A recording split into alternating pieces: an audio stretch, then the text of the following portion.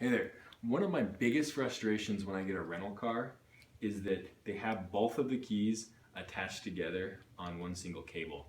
I mean, they do that because the rental vehicle is going from place to place, and then they'll eventually sell the car, so they want to keep the keys together, and I'm sure they've got their other reasons. But my issue with that is that if I've got to put two key fobs, a tag in my pocket, it's really, really bulky. I find that annoying. Or if you have a suit coat and you have to put that in there, it creates a bulge. So unless you have a backpack or something with you all the time, it's just annoying. Also, sometimes you'll have two drivers on the vehicle, but you can't split up the keys, which is really annoying.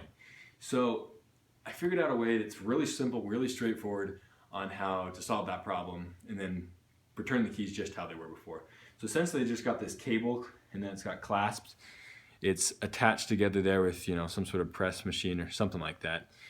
Really simple, straightforward, right? I mean, this thing's really cheap too.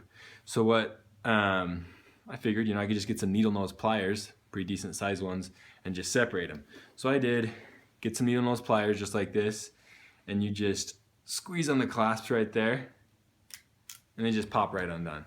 So what that allows me to do is separate the keys, right? Obviously, when I return the keys, I'm going to want to take them, put them back together, make sure I see which direction the clasp had been pushed together. If it's not a very circular thing, you can squeeze it to make sure that the cable's fitting in there pretty good.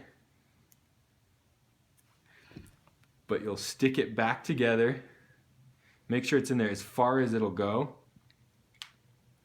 And then once it's in as far as you can go, you can just tighten that back together, make sure it's pressed firmly, and then you can just tug on it, make sure it's right. If you have a problem getting it back together, just keep trying. I can't guarantee that the rental company, that they're gonna have a problem with that. Obviously, when I return this, I'm gonna clasp it together so it's just as it was before. Once again, they might have an issue with that, but I can't imagine they'd even be able to tell the difference. Also, if the keys are separated, you have a greater chance of losing one of the keys. Key fobs in general, and especially these smart keys, are extremely expensive to replace. And most of the car companies charge anywhere from $100 to $500 to replace the keys. So if you do take them apart, make sure that you're really careful. But there you go. There's a simple solution on how to separate the keys so that you don't have a huge bulge in your pocket, or that you'll be able to separate the keys for two drivers. Hope that's helpful to you guys. Thanks and have a great day.